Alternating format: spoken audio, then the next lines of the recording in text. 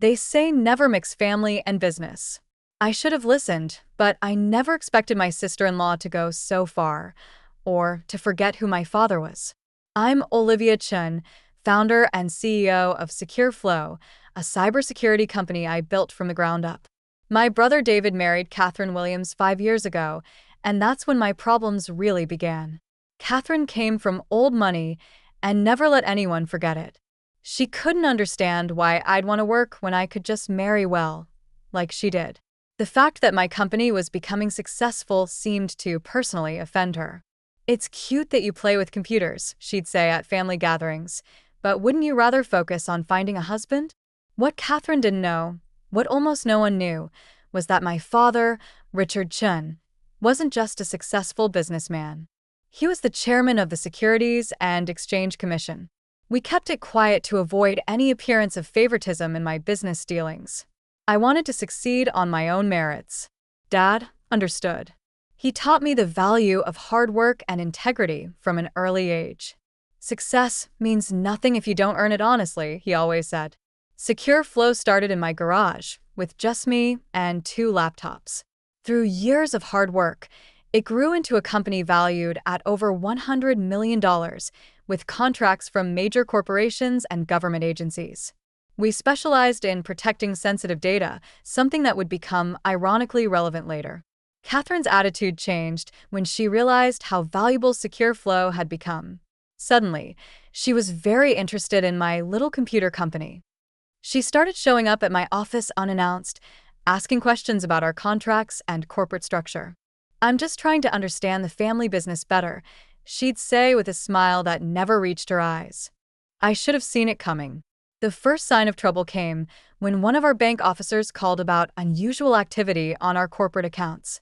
Someone had attempted to change the authorized signatories using documentation I'd never seen. The papers appeared legitimate, the bank officer explained, but something seemed off about the signatures. A quick investigation revealed similar attempts at other banks where Secure Flow held accounts, all using forged documents with surprisingly good replicas of my signature. I hired a private investigator who traced the attempts back to a law firm known for aggressive corporate takeovers, the same firm where Catherine's brother worked as a partner. Still, I had no solid proof of Catherine's involvement. Then she made her big move. I arrived at the office one morning to find the locks changed and a Candace letter taped to the door. According to the documents, I had signed over controlling interest in Secure Flow to Catherine 3 months ago. The forgeries were impressive. They included board meeting minutes, transfer agreements, and even personal emails that appeared to show me agreeing to the transfer due to health issues that made me unable to continue leading the company. Catherine was waiting in my office, my former office, with her brother Thomas and their legal team. "Don't make this harder than it needs to be," she said, examining her manicured nails. "The documents are all legal. Secure Flow is mine now."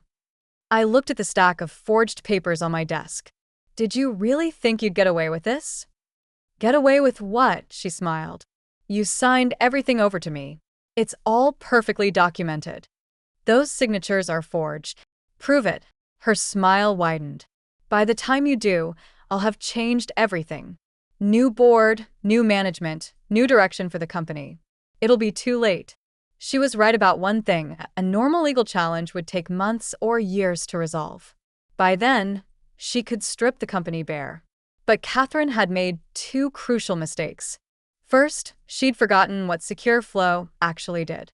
We were a cybersecurity company. Did she really think we didn't have records of every email, every document, every digital transaction? Our systems tracked everything, including metadata that would prove when documents were actually created. Second, and more importantly, she had no idea who my father was.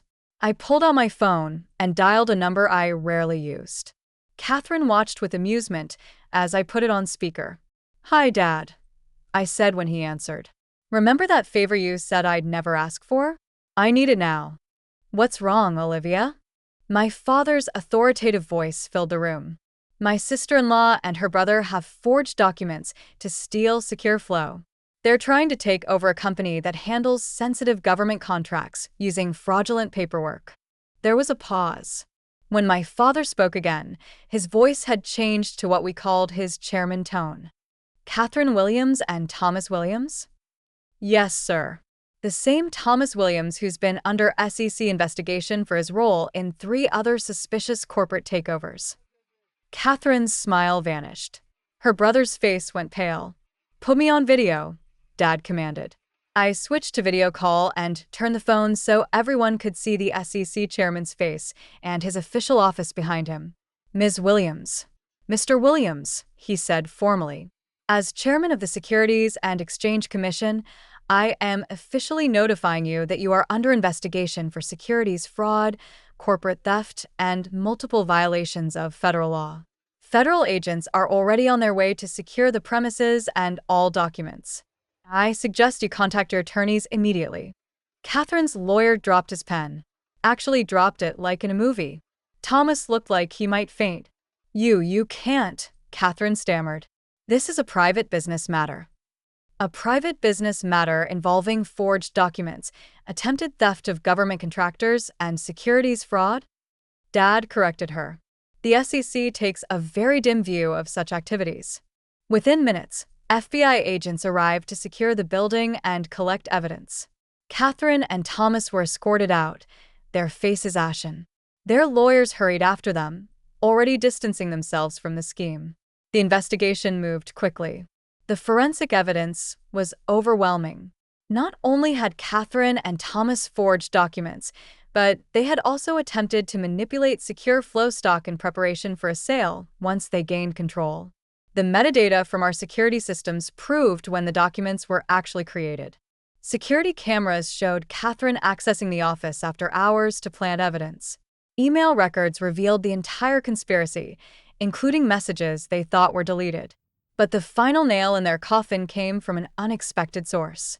Catherine's assistant, tired of her abusive behavior, turned over recordings of Catherine explicitly discussing the forged documents and laughing about how she would strip the company's assets once she gained control. The SEC investigation expanded to include Thomas's law firm, uncovering a pattern of similar takeover attempts. Several of his partners turned state's evidence, revealing a long-running scheme to target successful privately held companies.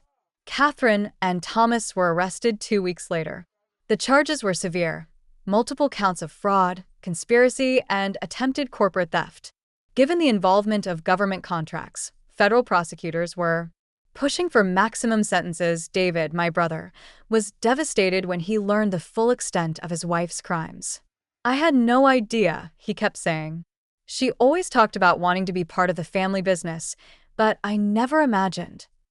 The divorce papers were filed before Catherine's arraignment. In the end, Catherine and Thomas both took plea deals. They each got 5 years in federal prison, plus significant fines. Their law firm collapsed as clients fled the scandal. The Williams family's old money couldn't save them from disgrace. But the story didn't end there. The attempted takeover had revealed some vulnerabilities in how we handled corporate governance. With Dad's advice, we implemented new security measures and transparency protocols. Secure Flow emerged stronger than ever. We also used the experience to develop new security products specifically designed to prevent corporate theft and fraud. The irony of Catherine's attempt to steal the company actually leading to its increased success wasn't lost on anyone.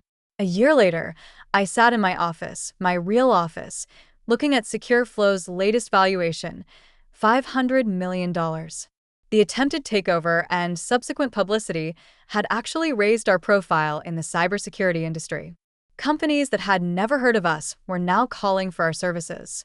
Dad stopped by that afternoon, no longer needing to keep his connection to me quiet.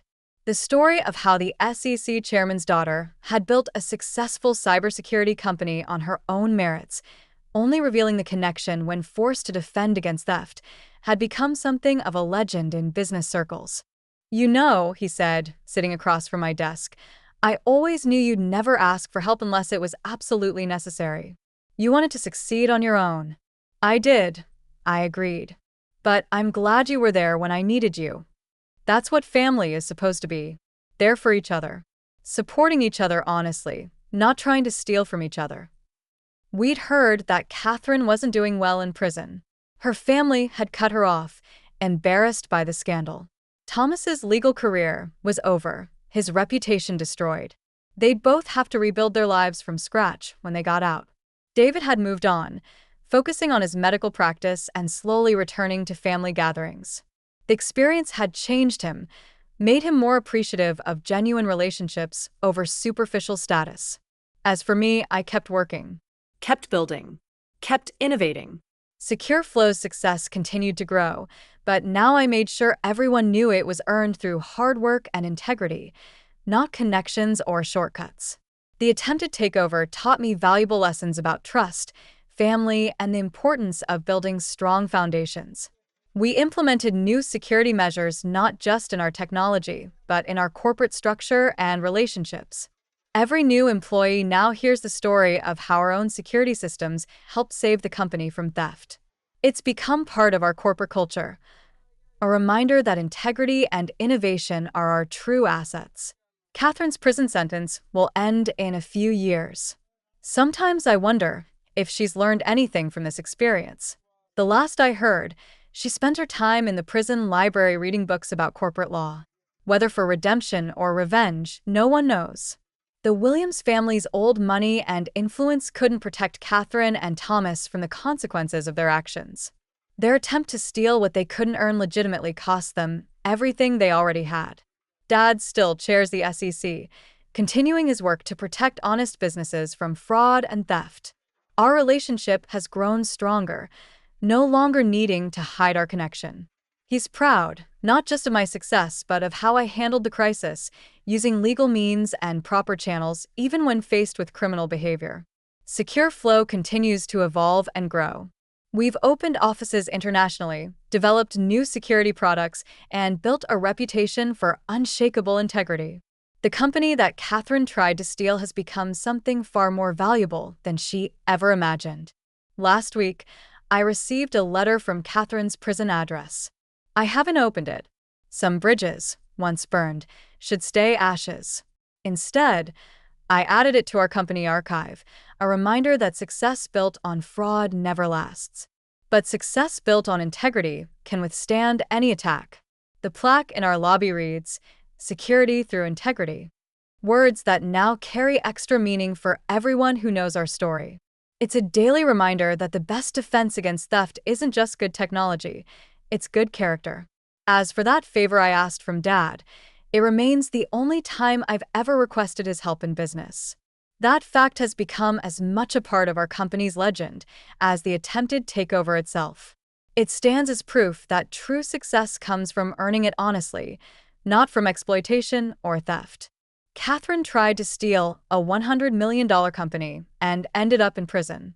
Meanwhile, that same company, protected by integrity and innovation, has grown to 5 times its former value. There's a lesson there about karma, about the true nature of success, and about the importance of earning what you have. In the end, Catherine's greatest gift to Secure Flow was showing us how to become even stronger, more secure, and more committed to our principles. Sometimes the worst attacks lead to the best improvements in security, in business, and in character. The company she tried to steal has become a testament to everything she lacks: integrity, innovation, and earned success.